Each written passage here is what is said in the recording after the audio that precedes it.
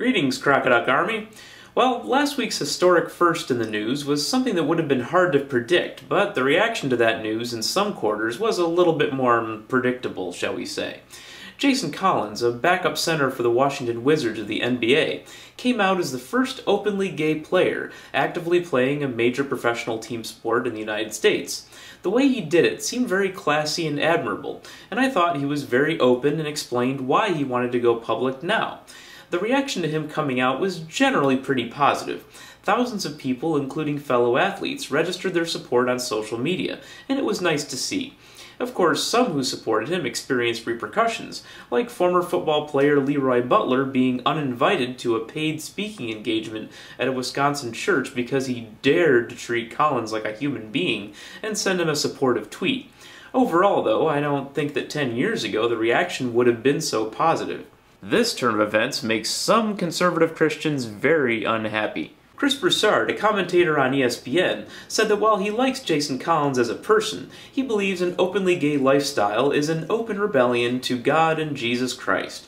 As distasteful as this is to those who don't feel like rebelling is the right description for not following a form of religion with so little evidentiary merit, this isn't exactly a shocking statement, since this is in fact what most conservative Christians believe.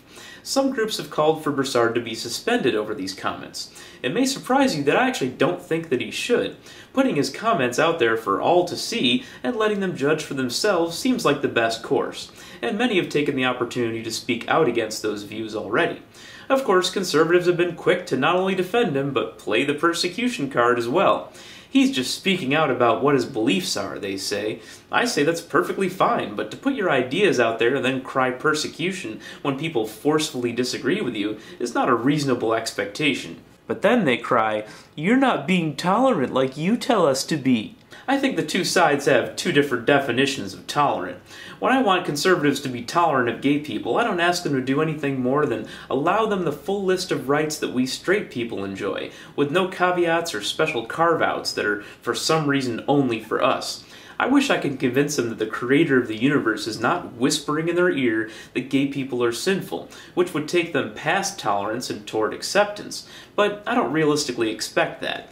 They're not required to shut up about their views either. All I ask is that they don't expect me to be silent on the matter when they do speak up. I don't even think that calling someone out as being sinful in nature when he's done nothing to hurt anyone is particularly tolerant anyway, since they're trying to convince others to look down on them as being immoral. But as long as they're ready to accept criticism for those comments, then I can deal with it. So far, I haven't been able to nail down any particular objection on the tolerance charge, other than them disliking vocal opposition and sometimes personal insults, which they label persecution, while they label their opposition to gay marriage anything but persecution. Oh, and don't forget the dreaded charge of political correctness. When I hear someone complain about political correctness, I interpret that as complaining that they're not in the majority position on an issue. The insinuation is that you only believe something because society believes it.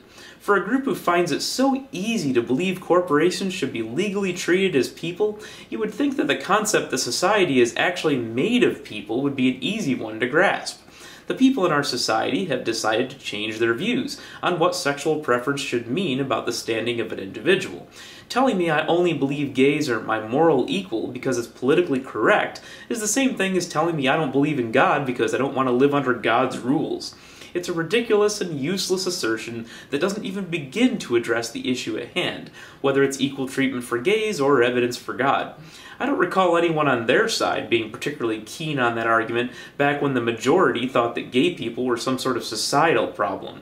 Like the term persecution, this is just more angling for sympathy and trying to avoid debates that can sometimes get a little personal between strangers. Welcome to the internet age. You must be new here. Then there are those who just want everyone to keep quiet about it and say it's a non-issue, like football player Asante Samuel. It seems to be a passive-aggressive way of minimizing the historic impact of the moment, while trying to avoid criticism for being unsupportive. I wonder if those are the same people who would have angrily said it was a non-issue when Jackie Robinson broke the color barrier in baseball after opposing it for years. I know conservatives hate comparing the civil rights and gay rights movements, but in this case it's hard to find a closer comparison.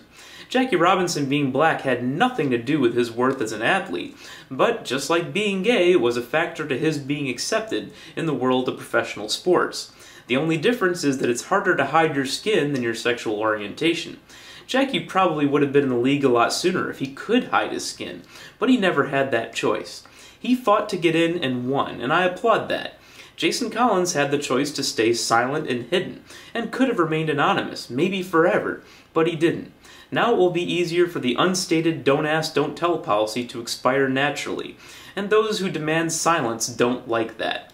Jason Collins chose to be the first, and I applaud him, because silence only serves the interest of the status quo.